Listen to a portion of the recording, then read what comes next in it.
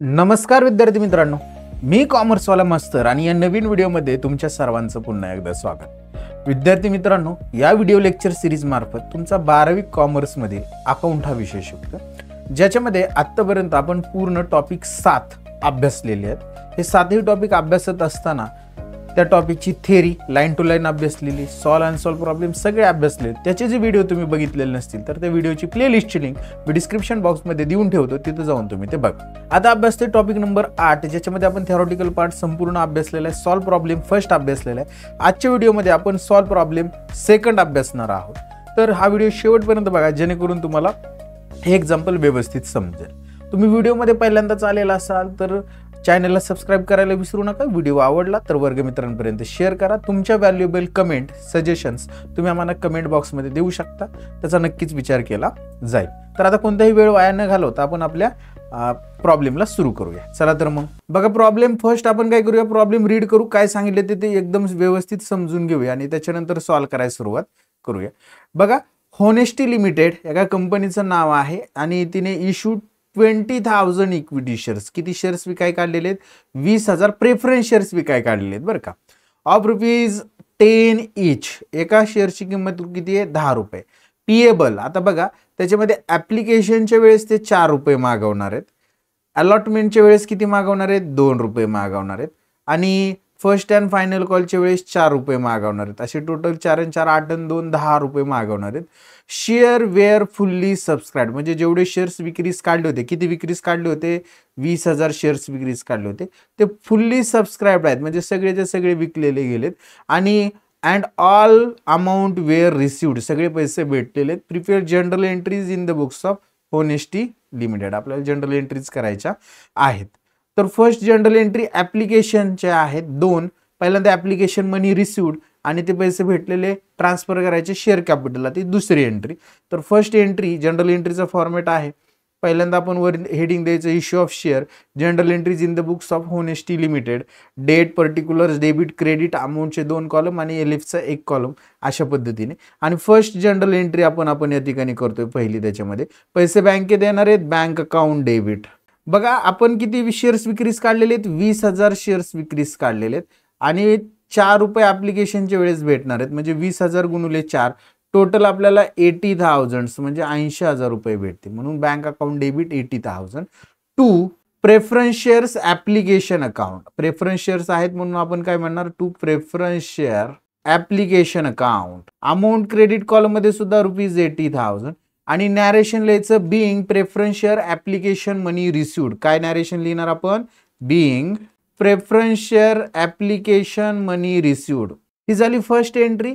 आता हे आलेले पैसे आपण कुठे ट्रान्सफर करायचे आहेत? आपल्या शेअर कॅपिटलला ट्रान्सफर करायचे, म्हणून ट्रान्सफरची जी असणार आहे ती सेकंड एंट्री आपल्याला करावी लागणार आहे.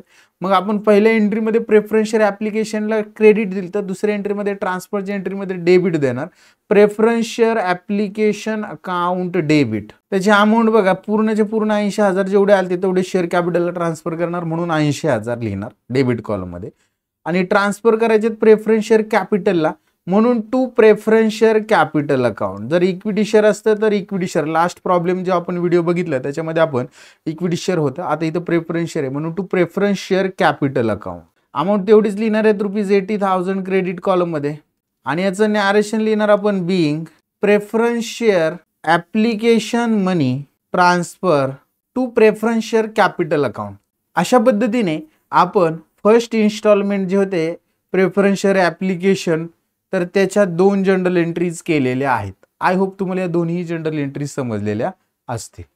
आता जी सेकंड इन्स्टॉलमेंट असणार आहे ती कोणती इन्स्टॉलमेंट आहे? बघा, अलॉटमेंट. आता अलॉटमेंटच्या 2 जनरल एंट्रीज करायच्यात.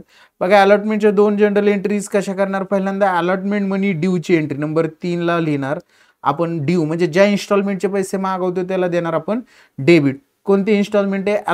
अलॉटमेंट, म्हणून preference share allotment account debit. बघा, किती पैसे मागवणार आहे आपण? आपल्याकडे शेअर्स आहेत 20,000 आणि त्याच्यावर अलॉटमेंटचे आपण मागवणार आहे ₹2, म्हणजे ते 40,000 होतील. 20,000 गुणिले 2 40,000, म्हणून preference share allotment account debit 40,000. 2 preference share capital account, amount याची सुद्धा ₹40,000च लिहिणार आहे, 40,000 रुपये.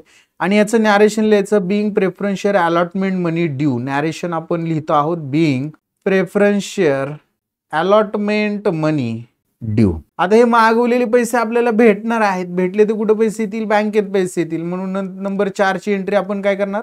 पैसे बँकेत देणार. म्हणून अलॉटमेंट मनी रिसिव्हची entry bank account debit to equity to preference share. To preference share allotment account. कोणत्या इन्स्टॉलमेंटचे पैसे भेटले? प्रेफरन्स शेअर अलॉटमेंटचे पैसे भेटले, म्हणून to preference share allotment account. जेवढे मागवले तेवढे सगळे भेटलेले आहेत, म्हणून डेबिट कॉलम मध्ये सुद्धा 40,000 आणि क्रेडिट कॉलम मध्ये सुद्धा 40,000.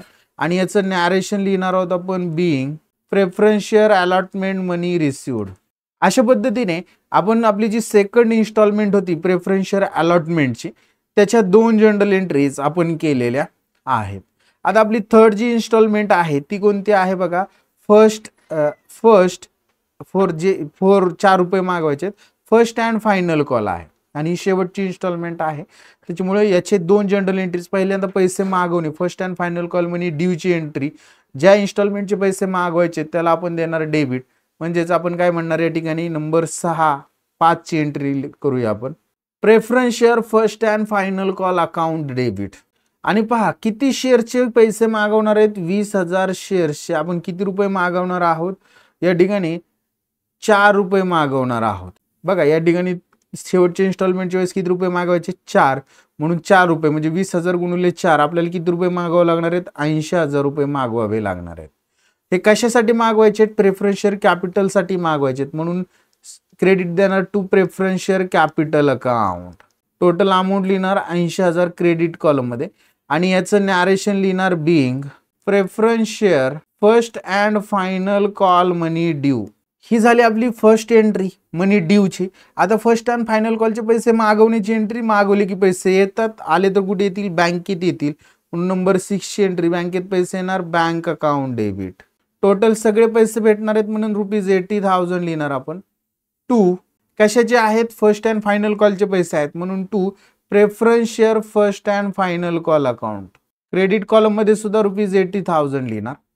आणि याचं जे नॅरेशन असणार आहे ते नॅरेशन लिहिणार आपण being preference share first and final call money received. अशा पद्धतीने आपण थर्ड इन्स्टॉलमेंट जी होती आपली preference share first and final call त्याचे सुद्धा आपण काय केलेलं आहे? एंट्रीज केलेल्या आहेत.